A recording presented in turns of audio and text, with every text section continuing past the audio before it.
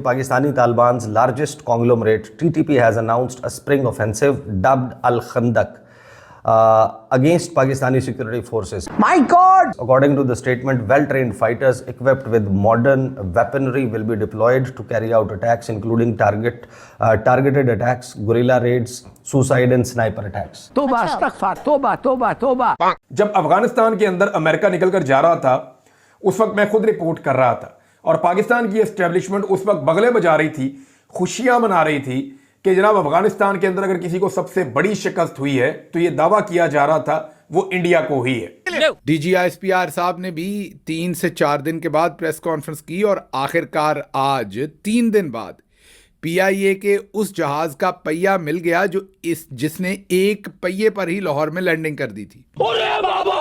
तो अब भारत का बयानिया तो पूरी दुनिया में आप सब जानते हैं पाकिस्तान की निस्बत ज्यादा बिकता है। अब तहरीके तालिबान कलदम तंजीम उनकी तरफ से कल एक बयान जारी किया गया कि पाकिस्तानी सिक्योरिटी फोर्सेस के खिलाफ मौसम बहार की कार्रवाई का हमने ऐलान किया है, जिसे अल खंदक का नाम दिया गया है। तबाह बर्बाद। इसमें भी वैसे हमें नंबर 1 डिक्लेयर किया जा सकता है, क्योंकि सोचिए कि एक जहाज उड़ता है, उसके बाद वो लैंड करता है तो उसका पहिया ही नहीं होता। नमस्कार दोस्तों, जय हिंद। तो दोस्तों, जैसा कि आपने इंट्रो में देखा कि एक तरफ तो ये जो नंबर 1 आर्मी है पाकिस्तान की, ये अभी BLA से निपटी नहीं है। दूसरी तरफ TTP ने इनको बहुत बड़ी धमकी दे दी है। यानी कि BLA अभी भी मतलब क्लेम कर रहा है कि भाई हमने 214 के करीब जो पाकिस्तानी फौजी हैं उनको ठोक दिया है। और कुछ क्लेम ये भी आ रहे हैं कि अभी 70 से 80 के करीब जो पाकिस्तानी फौजी हैं अभी BLA के पास में हैं। अभी से उससे तो सुलझे नहीं है। दूसरी तरफ TTP धमकी दे रहा है कि भाई हम भी बहुत जल्द पाकिस्तान के ऊपर बहुत बड़े बड़े अटैक करने वाले हैं। गोरिल्ला वॉरफेयर की धमकी दे रहे हैं वो तो पाकिस्तानी आर्मी को। खैर, पाकिस्तान का तो बुरा हाल होने वाला है भाई। बाकी चलते हैं इस वीडियो की तरफ, लेकिन उससे पहले अगर आपको ये वीडियो पसंद आए तो लाइक करना, चैनल को भी तक आपने सब्सक्राइब नहीं किया तो प्लीज़ चैनल को सब्सक्राइब जरूर कर लेना। एक और ख़बर आती है जी, और वो ख़बर जारी करती है कलदम तंजीम तहरीके तालिबान, और वो ख़बर भी अज़ खुद एक बहुत ख़तरनाक है। उससे पहले मैं आपको बता दूं कि एक BLA के ही एक नुमाइंदे ने ख़बरदार किया कि हम GHQ को भी हमला, रावलपिंडी को भी हमला करेंगे, इस्लामाबाद को भी, लाहौर को भी और कराची को भी। हम बड़े शहरों की तरफ जाएंगे।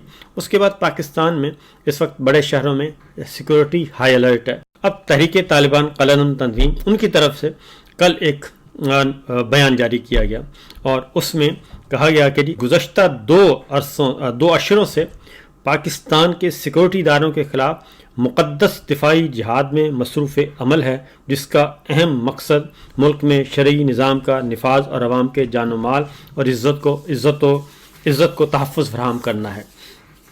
उन्होंने कहा जी, पाकिस्तानी तालिबान के सबसे बड़े गिरोह ने उन्होंने कहा है कि कलदम तंजीम TTP की तरफ से कहा गया है कि पाकिस्तानी सिक्योरिटी फोर्सेस के खिलाफ मौसम बहार की कार्रवाई का हमने ऐलान किया है, जिसे अल खंदक का नाम दिया गया है। बयान के मुताबिक जदीद हथियारों से लेस तरबियत याफ्ता जंगजुओं को टारगेटेड हमलों, गुरिल्ला जंगों और ख़ुदकुश और स्नाइपर हमलों समेत हमलों के लिए तैनात किया जाएगा। ये मुसलसल ये ख़बरें आ रही हैं। और उसके बाद फिर उधर कोयटा में भी गए हमारे अर्दली साहब, और वहाँ पे भी उन्होंने वही सियासी अंदाज में गुफ्तगू करने की कोशिश की, लेकिन हकीकत में मामला जो हैं वो इससे कहीं ज़्यादा गंभीर हैं।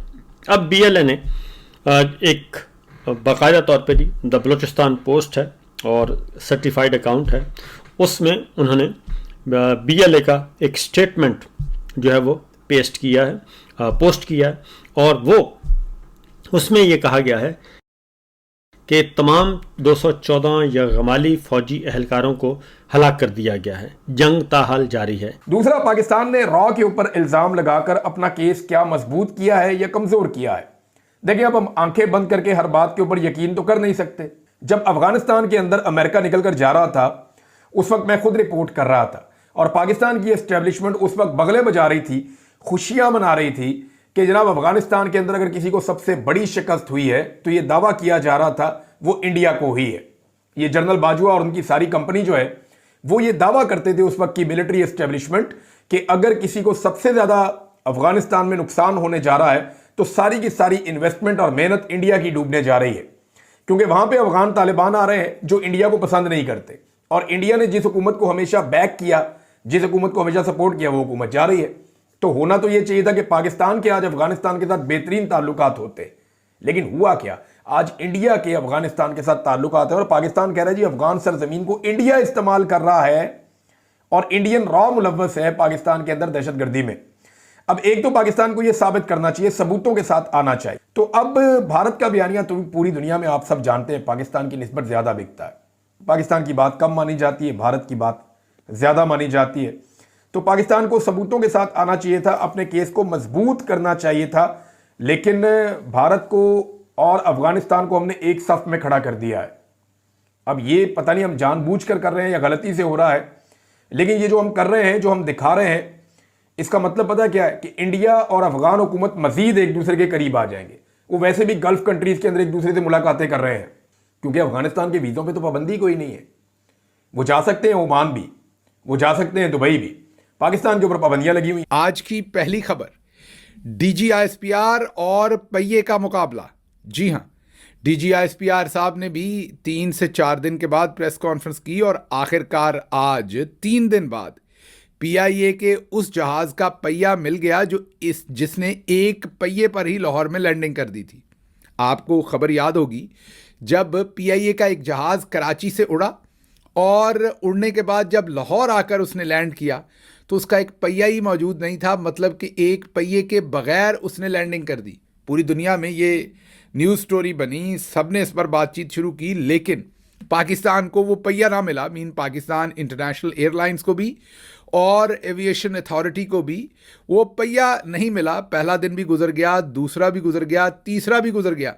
बिल्कुल उसी तरीके से वो जो दूसरा सारे का सारा सानिया है जो बलूचिस्तान में हुआ, उसमें भी पाकिस्तानी कौम जो है वो इंतज़ार करती रही कि किस तरीके से DGISPR या हुकूमत का कोई और अहम रुकन जो है वो आकर हमें इतलात दें कि वहाँ पर कौन शहीद हुआ, कौन बचा, किस तरीके से वो पूरे का पूरा ऑपरेशन जो है वो तकमील को पहुँचा या नहीं पहुँचा, या अभी भी जैसे कि जावेद चौधरी वगैरह कह रहे हैं कि अभी भी 70 से 80 आर्म्ड फोर्सेस के मेंबरान जो हैं वो शायद BLA के लोगों के कब्जे में हैं। तो इन तमाम हालात के अंदर DGISPR साहब और पहिए का सख्त मुकाबला था, क्योंकि 3 दिन से पहिया भी नहीं मिल रहा था, DG साहब भी नहीं मिल रहे थे।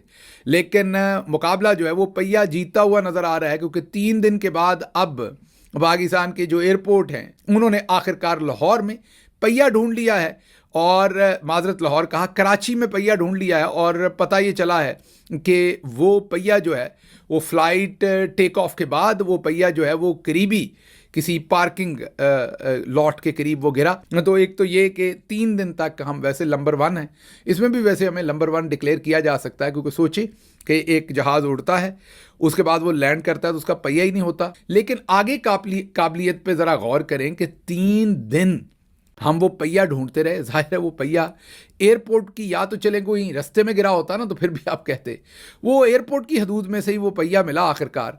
लेकिन 3 दिन लग गए हमें इस काम को। आप खुद सोच लीजिए पूरी दुनिया में किस तरीके से मुख्तलिफ चीज़ों के अंदर नंबर 1 डिक्लेयर करती है। तो दोस्तों ये नंबर 1 ISI, नंबर 1 की आर्मी इनकी 3 दिन से अपने ही देश के अंदर, अपने ही उसी एयरपोर्ट के पास में इनके प्लेन का पहिया निकल के गिर जाता है। उस प्लेन के पहिए को ढूंढ नहीं पाते। लेकिन 3 दिन बाद जो बलूचिस्तान के अंदर ये ट्रेन हाईजैक हुआ, 3 दिन बाद आते ही ये भिखमंगे इंडिया का नाम लेना शुरू कर देते हैं कि भाई इसके पीछे राखी साजिश है, इसके पीछे इंडिया की साजिश है।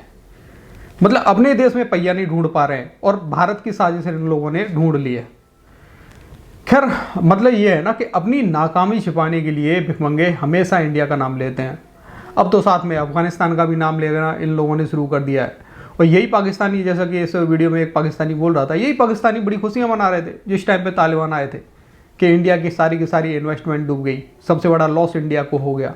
फिर अब क्यों रोते हो भिखमंगो, खुशियां मनाओ। बाकी दोस्तों आपका क्या कहना है, अपनी राय कमेंट में ज़रूर देना। वीडियो पसंद आई तो लाइक कर देना। फिर मिलते हैं किसी नेक्स्ट वीडियो में, तब तक के लिए जय हिंद, जय भारत।